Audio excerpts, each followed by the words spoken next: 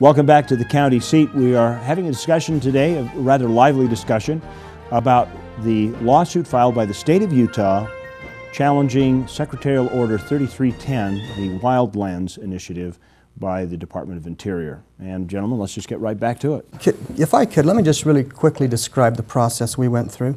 In 2001, the Federal Register came out that said we're going to go through a resource management plan.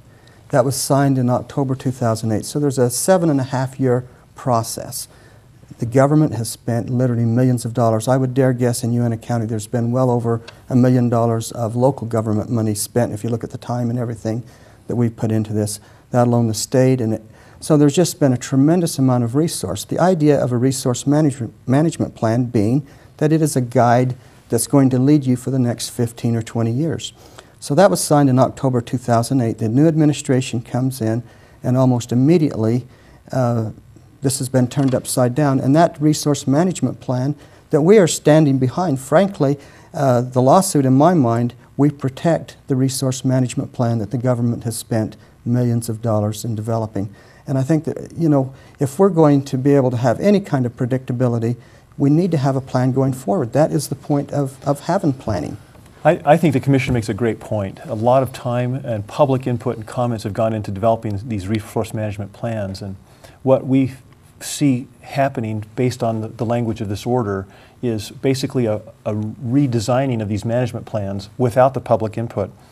NEPA, the National Environmental Policy Act, requires public input in a process for these types of things to happen. That has not happened with respect to 3310, and it's kind of like, you know, where there's authority for a coach to coach his team, there's not authority for a coach to go to the scorekeeper's table and change the score. As important as that might be to a coach, there's a process in a game. There are rules that need to be followed. And in something as important as our land use, those rules need to be followed by the federal government, not unilaterally changed by the administration when Congress really has that authority.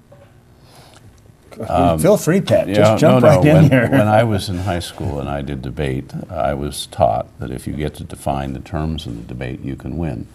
And the idea that in 2001 this process that was pure and going to have all this public input got started is just not the way it worked. And I don't know the particulars of Uena County, but Pinedale, Wyoming, was a place where the largest natural gas reservoir was discovered.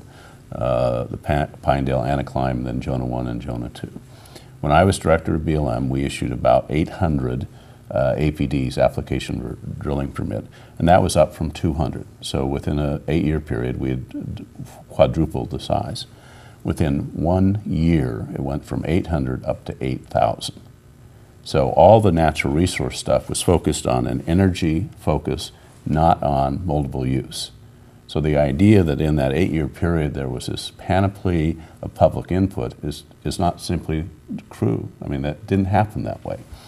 To my mind, what we need to do, and we ought to take responsibility for it, is ask the 29 counties in Utah to come up with their own wilderness inventory, to say, what are the criteria that you want future generations to be able to visit and have tranquility and have peace of mind without a blasting going on for a drilling site or something like that. And then say to the federal government and to the state government, these are the lands we want to protect. And the problem is the counties are unwilling to do that as of yet. We don't have the political leadership at the state level like I believe Scott Matheson or even Norm Bangerter would have provided. Instead, we have this sort of flock of people that yell, wildlands, wildlands, almost like it's a wildfire, rather than dealing with it in a rational way. We need to come up with a Utah plan. Yeah, Mike, go right ahead. You know, I'm along for the ride, you three, okay? Part of what happens in FLPMA, the Federal Land Management Policy Act, there's a provision for state and local plans. And we did go through a local planning effort. In fact, that is part of our county plan, or our local plans are part of that. And the guidelines say that the federal government must be consistent to state and local plans to the maximum extent possible. That is in FLPMA. And yet that's part of the concern in our lawsuit is the local plans have been ignored. And we're not saying that there's not a federal role in the management of public lands. I mean, they are federal lands. What we are saying is that Congress has a very special part in that role, and that we need to follow the dictates of our Congress in terms of how those lands are. The reality is nothing's going to happen until after the 2012 election goes on, and it's going to be a ready-made political football.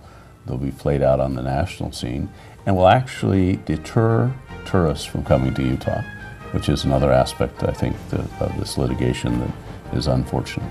We'll be back with those last couple of questions and wrap this show up in just a minute right here on the county seat. Stay with us. Take a look. Take a glimpse. Take a peek. You'll be surprised by what you find.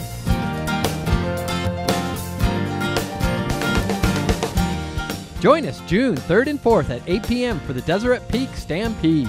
This is a pro rodeo event you won't want to miss. Get tickets now at smithtix.com or at the Deseret Peak Complex. Adventure, beauty, excitement. Tooele County Parks and Recreation, bringing communities together. What do you picture when you hear Rich County, Utah? Winter adventure? Snowmobile action? Pristine skiing? Spectacular solitude? Well, if that isn't what first came to mind, then you just don't know Rich County.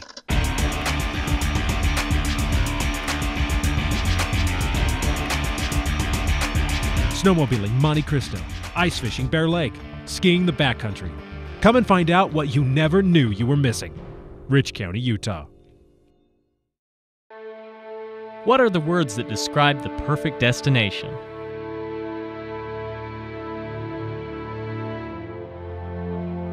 Finding them all in one place is easy if you know where to look. Gather at Fillmore City with ATV enthusiasts for the annual National ATV Jamboree, June 20th through the 25th. Over 30 different rides in the scenic mountains and desert areas. Pick your adventure in Millard County, Utah.